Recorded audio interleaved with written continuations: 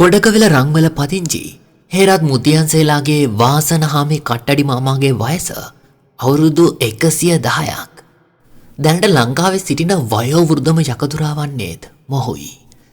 දු දරුවන් 13 දෙනෙකුගේ පියකුවන කට්ටඩි මාමා සිව් මුණුබුරන් දැක ඇත්තෙක්. ජීවිතයේ සැඳෑ සමය ගෙවන මොහු නිරෝගී සුවයෙන් ගත කරන අතර සිය ජීවිතයේ ලද අත්දැකීම් වලින් එකක් මේ විදිහට අපිත් සමග හෙළි කළා.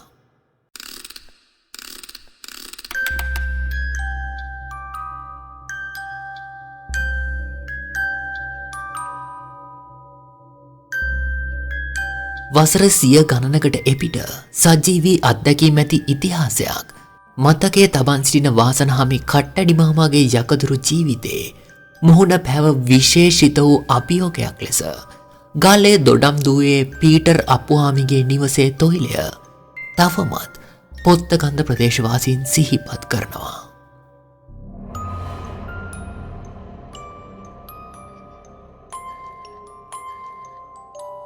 සඳලදා සඳක්වන් රූමත් ඇය පීටර් අප්පුහාමිගේ බාලම දියණියයි. වැඩිවියට පැමිණි සඳලදා තවත් රූමත් වුණා. වරක් බැලූ ඇයගේ රුව සදා මතකේ රැඳෙනවා නොඅනුමානයි. බැල්ම හෙළනා ගමේ තරුණයෝද අපමණයි. පිපුණු රෝස කුසුම හදිසියෙම මැලව විරූපව ගියේ කවුරුන් කළ කොඩි විනයකින්. රටවටා දන්නා නොයෙක් යකදුරන් ගෙන්වා තොවිල් කළද කිසිදු පලක් වුණේ නෑ.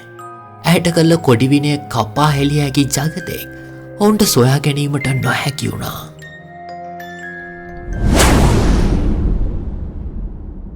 කට්ටඩි උන්දෑ තමුන් ගැන පාතරට අපිට තතු ඉට්ටි ආරංචි වෙලා යාවේ. අපේ තිබුණු සියලුම සබ්බ සකල මනාවම මගේ කෙලී ගොඩ දාන්න වියදම් කළා. දැන් අපිට ඉන්න හිටින්න තැනක් නැති ගානයි. අනේ මගේ කෙලීව ගොඩ දාලා දෙන්න. කට්ටඩි උන්දෑ ඔයට පුදු බවත් වෙනවා. එක්තරා සැඳෑවක හේරත් මුදියන්සේලාගේ වාසනාහාමි කට්ටඩි මාමා හමුවීමට පැමිණි පීටර් අප්පුහාමි සිය දුක් ගැන විල තැබිය.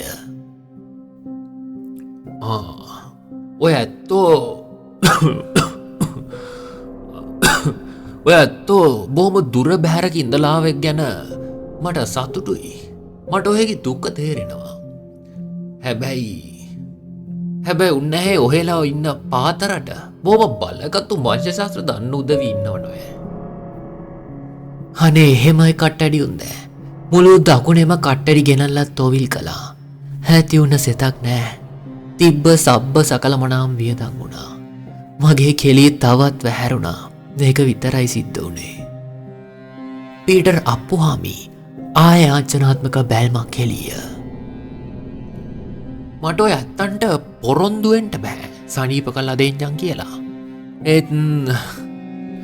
ඒත් ඔහෙලා මෙච්චර දුරකතර ගෙවාගෙන මාව විශ්වාස කළා ආවනේ. ඒ නිසා මාමත් සුදුසු දිනකදී එන්නම්. අනේ පුතු බවත්නවා කට්ටඩි උන්දෑ ඔයගේ අනුකම්පාවට.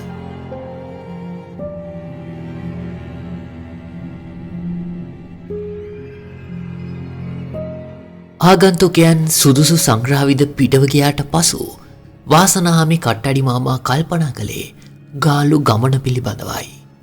රෝගියා පරීක්ෂා නොකොට කුමන අසනීපයක් තිබේදැයි නිශ්චය කළ නොහැකි. හේරත් මුතියන්සේලාගේ වාසනාහාමි කට්ටඩි මාමා ගාල දොඩම්දුවේ පීටර් අප්පුහාමිගේ නිවසට ගියේ එයින් ටික දිනකට පසුවයි. සිය අකදුරු අත්තේවාසිකයින් දෙදෙනාද ඒ සඳහා රැගෙන ගියා. දීර්ඝ කාලයක් සිය දීනීගේ අසනීපය වෙනුවෙන් සියලුම සේසත අහිමි කරගත් පීටර් අප්පුහාමිගේ පවුලේ උදවියගේ ආර්ථික තත්ත්වය හොඳින්ම අවබෝධ කරගත් කට්ටඩි මාමා තොවිලේ අටමගලේ සිට සියලුම අටුම කුඩුම වාසනාහාමි කට්ටඩි මාමා අතින්ම දරා ගැනීමට හෙතෙම කාරුණික වුණා. අසල්වාසී ඥාතීන් විශාල පිරිසක් තොවිල් ගෙදර වැඩ කටයුතු සඳහා සිය දායකත්වය ලබා දුන්නා. පීටර් අප්පුහාමි තැනගේ නිවසේ මිතුලේ තොවිලේ සඳහා සියලුම කටයුතු සූදානම් කර ආවරයි.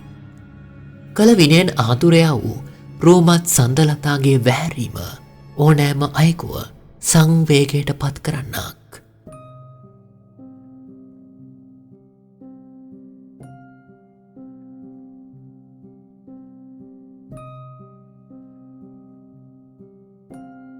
යම් නිවසකට හෝ පුද්ගලයෙකුට යමක කොඩිවින කිරීමේදී යන්ත්‍ර මන්ත්‍ර ශාස්ත්‍රානුකූලව කළු යකා, රිදී යකා, මහා සෝනා වැනි සම්මත මිත්‍යා දෘෂ්ටි යකෙකු හෝ එම නිවසේම මළගිය ප්‍රාණකාරයෙකු එසේත් නොමැතිනම් වෙනත් මළගිය ප්‍රාණකාරයෙකු හෝ මළගිය ප්‍රේතයෙකු උපයෝගී කරගනී.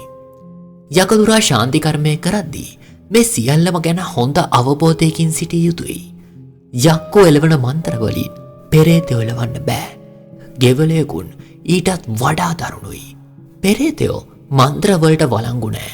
පෙරේතයෝ එළවන්න බොහෝ දුරට උපයෝගී කරගන්නේ පිරිත් සූත්‍ර.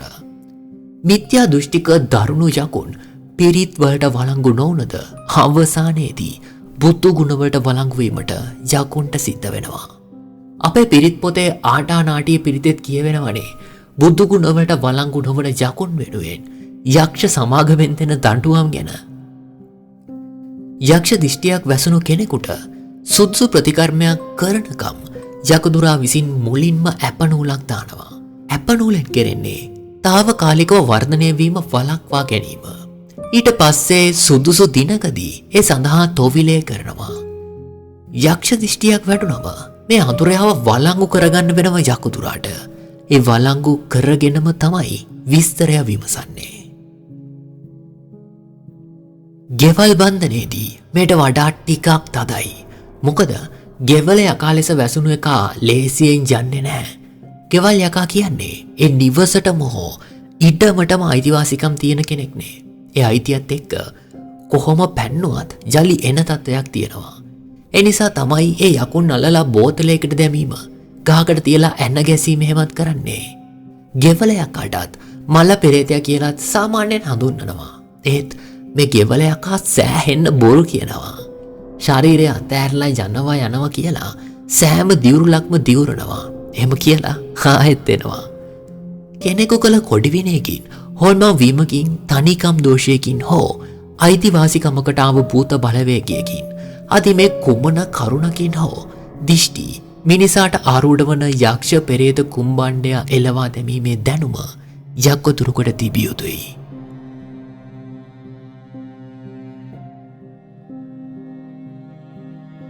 ගාල්ලේ දොඩන්දුව පීටර් අපුහාමිගේ දියණියට යක්ෂයා ආරූඪ වී ඇත්තේ කොඩි විනයක ප්‍රතිඵලයකින් ලෙසින් බව වාසනාහාමි කට්ටඩි මාමාද අවබෝධ කරගෙන හමාරයි.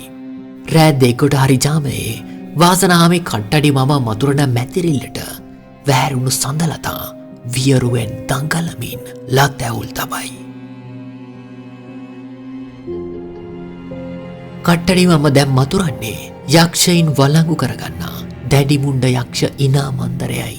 මන්තරේ කියමින් කට්ටඩි මාමා අතට ගත්තේ පෙර ජීවන් කරගෙන ළඟ තපාගෙන ඇති පස්ලෝ ත්‍රිශූලයයි. ආතුර සඳලතාගේ කෙස් වැටියෙන් ඔහු ඇල්ලීය.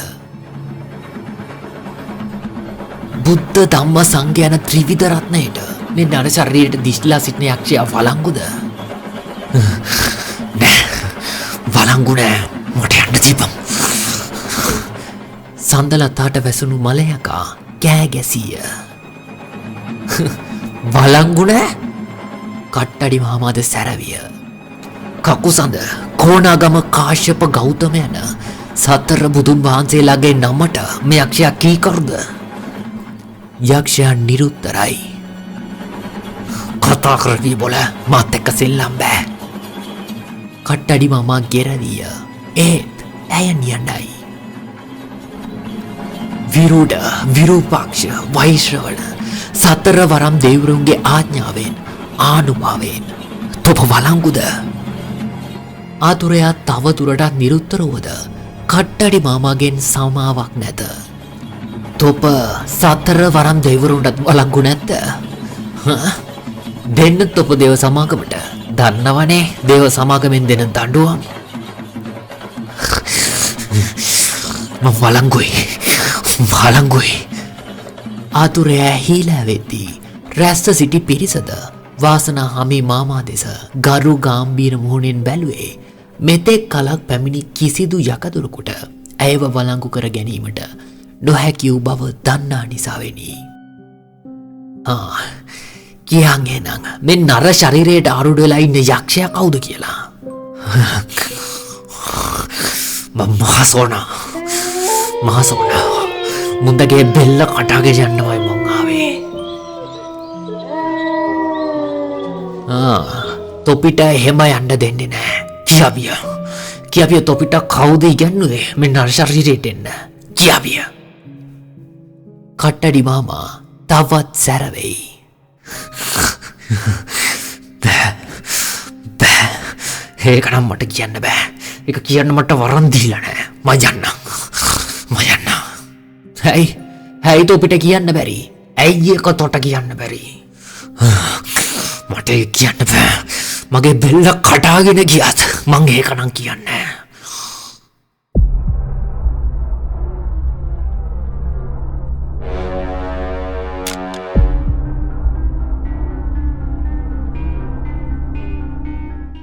යක්ෂයා ආරූටුවෙකි.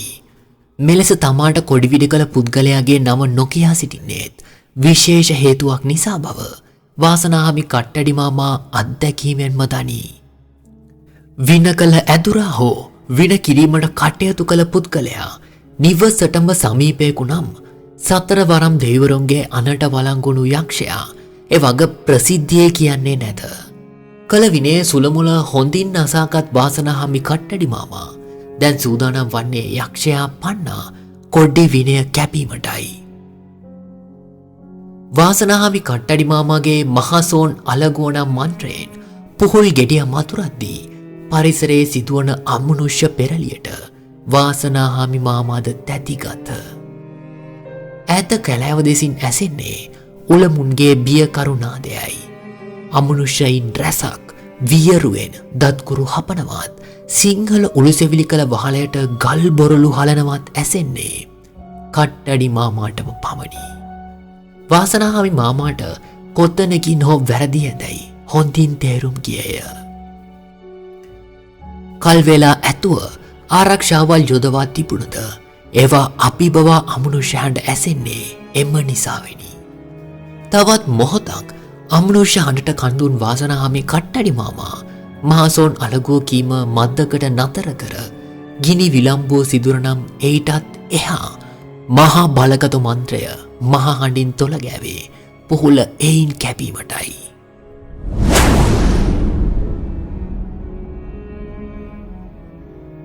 සිතුයේ මෙතෙක් නොවුණු මහා විපර්යාසයකි. ඇසිපිය හෙල්ලන නිමේෂයෙන් වහලේ මුදුනේ සිට මිදුල මැද තිබූ පිතේනි තට්ටුවට පැන අතුරුදහන් වූයේ දැවැන්ත වලස් තඩියකි. ඒ මහා සෝනා බව වාසනාහිමි කට්ටඩි මාමාට හොඳින්ම දැනගත හැකි විය. හදිසියම් පැන අතුරුදහන් වූ මහසෝන් අවතාරයේ නියපොතු ඇදී වාසනාහිමි කට්ටඩි මාමා අත තිබූ අලු පුහුලින් ලේ ගලන්නට විය. තීන්දුව කැපීමට කවුරු හෝ ඉඩ අහුරන බව කට්ටඩි තැනට හොඳින් අවබෝධ වී හමාරයි. භූත බලවේගයන්ගේ අඩි කෝඩ හඩ තවත් තීව්‍ර වෙමින් වාසනා කට්ටඩි මාමාට ඇසෙන්නට විය. නිවැසියෝ හා ගම්වාසියෝ බීතිය කුතුහලය පිරුණු සම්මිශ්‍රණාත්මක හැඟීමකින් බලා සිටී. සඳවතීට කොඩිවිනය කළ ඇතුරා හෝ එයට අනුබල දුන් එකෙකු මේ අසලම සිටින බව කට්ටඩි තෙමේට හොඳින් වැටහෙයි. තීන්දුව කැපීමේ මග අසුරන්නේ ඔහු විසිනි. වාසනාහිමි කට්ටඩි මාමා කෝපයෙන් දත් මිටි හැපිය. පිරිස දෙස තියුණු බැල්මක් හෙළිය.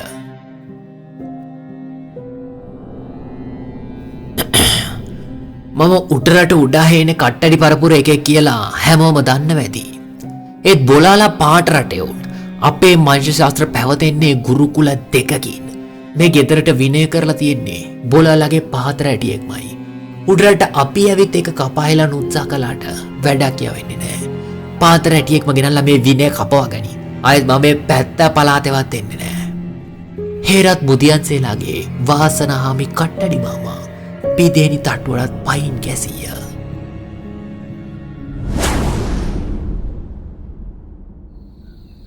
කැකුණ තෙල් පන්දම අතටගෙන සිය අන්තේවාසිකයින් සමග මහා රාත්‍රියේම ගම් පළාත බලා පිටත් වූහ.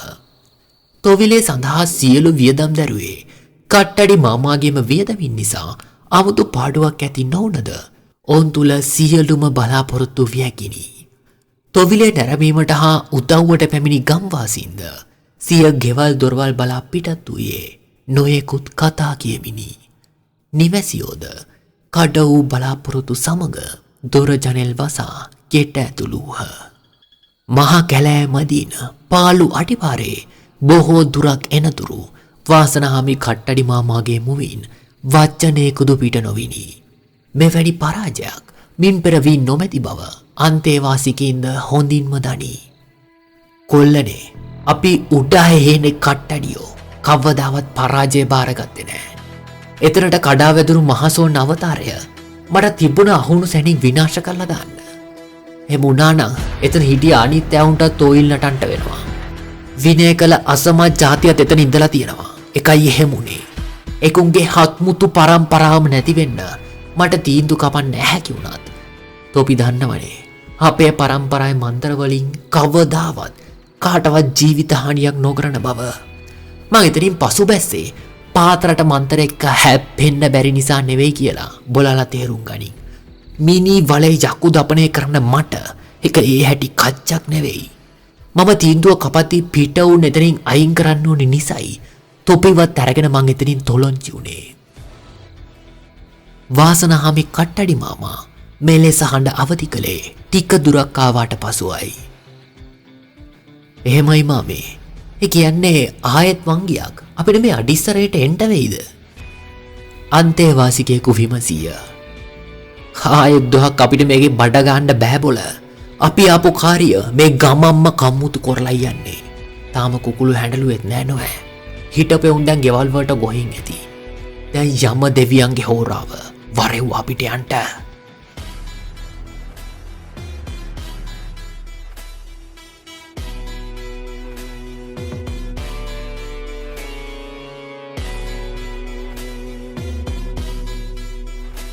බලාපොරොත්තු පරිදිම තොවිල් නිවසට පැමිණ සිටි සියලුම දෙනා පිටව ගොස් තිබිනි.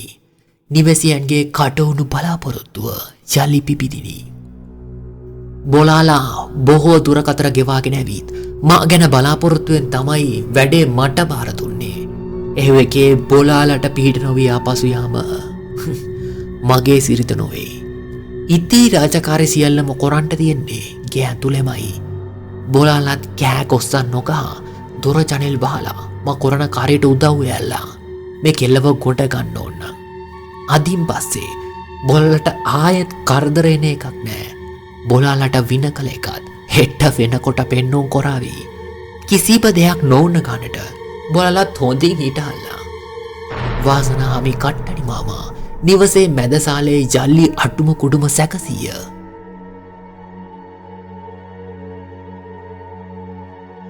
උඩුකයි නිරුවත් කට්ටඩි තැන අහු ගෙඩියක් අතට ගනිමින් සාලේ මඳ තික හැරිනි.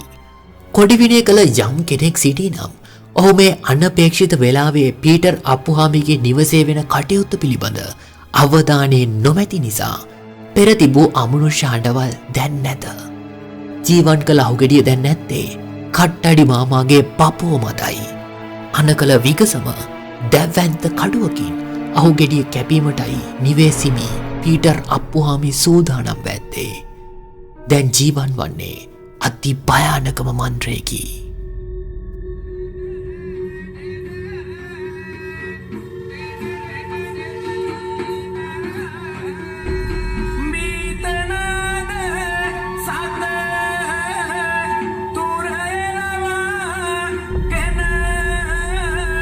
කට්ටඩි තැනගේ මන්තරය ආවර වෙනවත් සමගම නිවෙසිමියගේ දැවැන්ත කඩුතලය වේගවත් ඇවිත් කට්ටඩියාගේ පපුුඩ තිබූ අහුගෙඩිය දෙපලු කළේ මුළු පරිසරයම හෙල්ලුම් කාමිනි. එකී ෂණයෙන්ම අසල්වාසී නිවසකින් නැසුණු භයානක මරලතෝනිය ගම්මානය සිසාරා රැව් පිළි රැව්දුන්න. තීන්දුව හොඳින්ම කැපී ආවර වී ඇති බව තේරුම් ගැනීමට හම්මුතු මොලයක් ඇවසි නොවිය. ඉනික්බිති සඳලතාටත් නිවැසියන්ටත් හොඳින් ආරක්ෂාවල් යෙදුවේ ජලි කිසිදු කලක අන්නවින හදිහුනියම් නොවැතීමටයි. පීටර් අප්පුහාමිගේ දෝනියන්දාට කොඩි විනය කර තිබුණේ අප්පුහාමිගේම සහෝදරයෙකි. ඒ දේපලක් සම්බන්ධව ඇතිවුණු ආරෝපකට මේ පවුලෙන් පලි ගැනීම සඳහායි. සියලුම කාර්යයන් මැනවින් අවසන් කළ වාසනාහිමි කට්ටඩි මාමා හිර උදාවට පෙරම අත්තේවාසිකයින් සමග ඒ ගම්බියසින් පිටත් විය.